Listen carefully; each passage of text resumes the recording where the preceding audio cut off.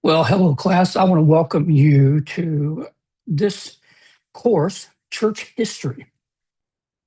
This is an important course, and I want to start with lecture one, just talking about why church history matters. I know we're coming from a lot of different backgrounds in our class. There is a tendency sometimes, especially for good or for bad, in Baptist circles, sometimes there's a tendency to downplay the importance of church history. We study the New Testament and we just jump 2,000 years to our church. In other denominations, there's probably a tendency to overestimate, over-evaluate church history. And all of the church fathers are quoted as authority, final authority sometimes. Where we should be is probably somewhere in the middle. We shouldn't be ignorant of church history because those who fail to learn from history keep repeating the same mistakes from history. One of the reasons that church history intrigues me, and I hope that I will at least help you develop, if not a passion for it, at least a tolerance for church history over the course of this term. I just want to think about several questions that I hope to answer in these next few minutes with you. Why study church history? How do we assess scripture and tradition? Is there a place for both? What are the dangers of historical ignorance? Is ignorance really bliss? Here's another one I wrote down. How does Roman Catholicism and Orthodoxy, I'm talking about big O Orthodoxy, like Greek Orthodoxy and Coptic Orthodox and these types of Eastern Orthodoxy. I'm not talking about being Orthodox as in a doctrine, I'm talking about denominationally. How do they fit into church history? Because throughout every generation, there's this resurgence of people going back to Orthodoxy because they want to feel connected to history. And there's the people leaving Orthodoxy for churches like ours because they want to feel alive, like church is relevant. And so, how does this all fit in together? And how does an understanding of church history shape the convictions and the beliefs we have today? I want to say right off the very beginning here, unapologetically, we are Baptist. Veritas Baptist College. Our instructors are Baptist. Most of our students, if they're not Baptist or Baptistic, they come from maybe a Bible background or something where they can, in good conscience, align with our doctrinal statement. We believe that the Bible alone, is our final authority for matters of faith and practice, all matters of faith and practice. Now, when I say the Bible is our final authority, I want to give a caveat. There are other authorities that we hold in esteem, or at least we should, because authority is something that God gives. But when all of the authorities are lined up, if there's any misalignment or contradiction, the Bible is the supreme authority, the final authority. It's not our only authority. So if the Bible is our final authority, then why study church history at all? Does it even matter? Especially if much of what is written in church history is dominated by Catholic influences. I want to begin this course by affirming with you the sufficiency of Scripture. It contains, the Scriptures alone, they contain everything we need for salvation, for godly living. Peter mentions this. Everything we need for godly living, for spiritual growth. We have it in the Scriptures. God has given to us everything we need for our growth, for our connection, for our carrying out of the Great Commission, all of it. We have everything we need for faith and godliness found in the Scriptures. There are two terms I want you to be familiar with that I probably don't bring up these terms in any other class I teach, but it's important in the context of church history that we differentiate these terms as we move forward. The first term, and they're both Latin-based, solo scriptura, and the second one, sola scriptura, S-O-L-O and S-O-L-A. That's the only difference here. Solo scriptura and sola scriptura. Sounds like minor difference, but the emphasis is major. For solo scriptura, someone who holds to solo scriptura says the Bible is my only authority. Only authority. And from that position, church history is irrelevant. Sola scriptura, the Bible is my final authority. And we recognize traditions and other authorities as they align with Scripture. There's some important observations. When I say I believe in the sufficiency of Scriptures, it doesn't mean isolation. The Bible is sufficient, but we are not. Solo scriptura rejects tradition. But what it gets on the trade-off is an elevation of, I guess we could call it individualistic interpretation or denominational interpretation. And so we remove sometimes the historical guardrails, and every man does that which is right in his own eyes as long as he can claim a scriptural verse. This sounds maybe good in theory, but it has some dangerous pitfalls. What happens if someone takes a solo scriptura approach and they ignore all of history, all of tradition, all of God's workings for 2,000 years in his organization, his institution, the church? It can result in either an isolated hermeneutic or a subjective approach to hermeneutics. So there are two extremes I want to help us navigate, and I want to help us avoid. Extreme number one, it's just me and my Bible. I'll ask God, just me and my Bible. I'm going to ignore history, and that ignorance is going to breed more ignorance. And I'm going to be susceptible to making some of the same errors that previous generations have made. The other extreme I want to avoid, and I want you to hear very clearly, I want to avoid the extreme that says tradition, church history, the church fathers are equally authoritative as the scriptures. That's an extreme I'm not willing to move to.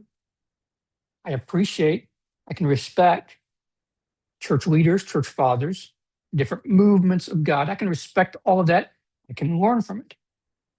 But it's not held at the same level of weight as the scriptures, because those and those alone are God-breathed.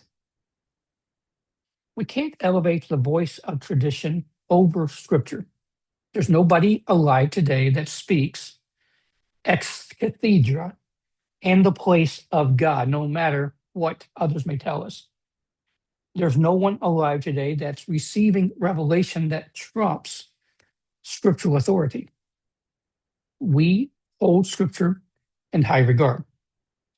We can't elevate tradition, and we can't elevate the voice of the historic church over scripture. We have to be willing to admit that there have been seasons of time when the church has gotten some things wrong. Not that the scriptures were wrong. The church either misapplied it, didn't dig deep enough, whatever excuse we want to make, but through the course of history, they corrected and aligned themselves with scripture. We don't teach that the church is infallible. So history matters, not because it corrects us. It may point out some things we need to delve deep in, but history alone doesn't have the authority to correct us. But there are some takeaways that I want to share with each of us in this opening lecture. Again, I'm not trying to be long. I'm just want to lay a foundation before we jump into it, because we're all from different backgrounds. We're going to jump into the next lecture, and I'm going to mention the names of a few people from the first century that are just literally taught by the apostles. And there'll be some people that go, I've always been more interested in learning about them. And so we're going to, I've never heard that name. We're all over the board. I get that. That's why this is an introduction to church history. So why should we study church history? Besides, because it's required in my degree audit. Well, number one reason, this is not in any order of priority, but one reason I believe we should study history is because we're not the first generation to read the Bible. Now, every Christian should read the Bible. I hope you read the Bible. I hope you read it regularly, consistently, devotionally, and as food for your soul. I hope you do all that. I hope you study the scriptures. I believe that the vast majority of us do. But we're not the first generation to read the Bible. We ought to read it. We ought to learn how to interpret the Bible. I'm a huge advocate for everybody being able to read the Bible. In fact, one of the books I wrote a few years ago is entitled Rightly Divided, A Beginner's Guide to Bible Study. I wrote that book after I finished my terminal degree. For about a 7-year period, I had written paper after paper after paper that had been assigned to me, like you're feeling right now. And I just wanted to write something for fun that I chose. So I got the idea to write a book on Bible study. I'm passionate about it. I'm taking my kids and my wife on a trip. We lived in California at the time. We had about a 90-minute drive to our destination. And I began to share with them this book I was going to write for beginners. And they began to ask me questions that wasn't covered in my book outline. I just assumed that was, you're beyond that. Now we're going to start here. I scrapped my outline, recorded that conversation, and I wrote that book, A True Beginner's Guide. I wrote it in answer to my children's questions. I believe everybody, no matter how long they've been saved, should be able to start interpreting the Bible and understanding it. But none of us read the Bible in a vacuum. Church history can show us faithful believers in generations past wrestled with scriptures, wrestled with issues that are even before us today. We can learn how they wrestle. We may not come to the same conclusions. We don't have to. If we said you have to come to the same conclusion, we would be basically saying the church is infallible. We are saying, though, that our decision on where we believe and where we stake our claim shouldn't be ignorant of some of those discussions that took place in the past. We should understand the context in which our orthodox positions grew up. Give you a second reason. Church history informs and it protects us from error. At least it can. Every false teaching that you'll encounter today in your ministry in the 21st century, I guarantee you, it's already been dealt with the church in the past under a different name, and it's just a recycled heresy. We could learn how the early church dealt with it. You read about Gnosticism. It's recycled in modern spirituality. You'll hear in this class Arianism. That's from the 300s. You see today in Jehovah's Witness theology. Nothing new under the sun. How Athanasius dealt with the heresy of Arianism might be helpful as we grapple with maybe the Jehovah's Witness that knocks on our door. Church history. We're not the first to read the Bible. It informs and protects us from error. Third reason. Church history helps us understand why we believe what we believe. You're going to take your systematic theology classes. Most of you're going to take theology 1, 2, 3, and 4, introduction to systematic theology. And you may take other classes like Romans that are rich in theology, and you'll learn what to believe. And we need to do that. We need a pretty good handle on why we believe as well. Church history provides that fertile soil from which these teachings took maturity. That which was embryonic in the first century and in the Bible, it had the seeds of it.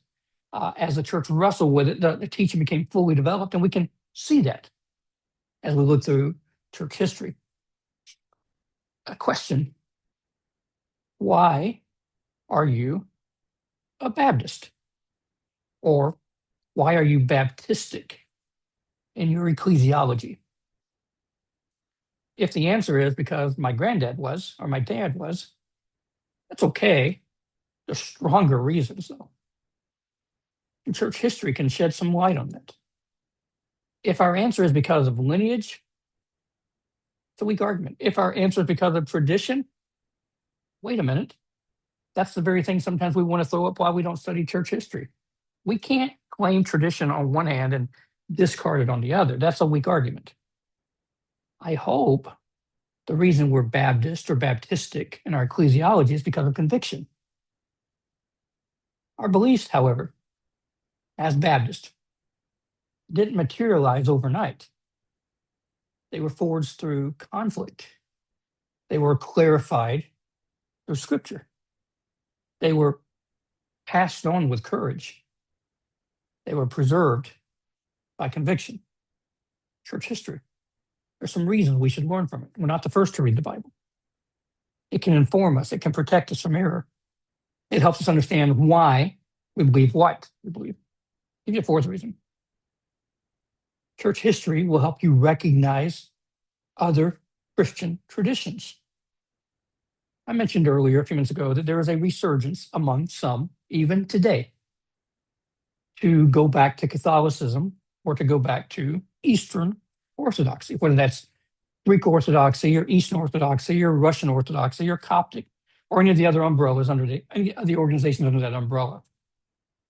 But why is that happening? We can say this is what is happening. But why? Are the Eastern Orthodoxers just really, really good at marketing? Maybe some of it is a really good presentation. But I personally believe there's probably something deeper under the surface. And perspective becomes reality for many people. And the perspective of the Eastern Orthodox, for those looking outside, looking toward it, is that there I can experience beauty. I can connect with the historical roots of the church. And there's this continuity with the apostles. I can connect with the ancient roots of the church. Can I help you for a second? Baptist theology does connect with the ancient roots of the early church. Because just as the Apostle Paul did when he's talking to Rome and the Roman believers about the question of justification, here was how he addressed it. What saith the Scriptures? That's Romans 4. What does the Bible say about this? My opinion doesn't matter. What history has taught us doesn't matter. What Peter thinks doesn't matter. What Scriptures say matters. And that ancient position is the modern position of Baptist. There is continuity. Don't let people co-opt history into thinking that only Catholicism and Orthodoxy have the continuity there. The Catholic Church looks nothing like the Apostolic Church. The Orthodox Church looks nothing like the Apostolic Church. Frankly, the Baptist Church of 21st century looks a lot different than the first century church as well. But the belief system, that's where we're going to find continuity. If we don't understand church history, then the traditions can feel deeper and more alluring than they should. I think it's important for us to understand that neither the Catholic or the Orthodox Church have a unique claim on apostolic roots. We share them, not in the liturgical side of it, but in the doctrinal side of it. And to me, that's more important. Truth matters. Style doesn't. I mean, it does, but not nearly to the same level as truth and doctrine. Truth matters. Embracing tradition as an equal authority or even a greater authority than Scripture is extremely dangerous. Rejecting all church tradition as even informative can be shallow, probably equally dangerous. It's a ditch on both sides. Tradition can't replace Scripture. Tradition can't be equated with Scripture. But if all truth is God's truth, then we can learn from his providential working in history. And that's true whether we're talking about secular history with our history of civ classes or our American history classes, or this type of history, God working through his church. So let me wrap up. Scripture alone is our final authority, but not our only authority. It's the final authority. The church, according to 1 Timothy chapter 3:15, is the God-ordained means by which that truth is preserved, taught, defended. The church is the pillar and ground of the truth. Paul wrote in Ephesians chapter 4 that the church was given gifts, pastors, teachers, prophets.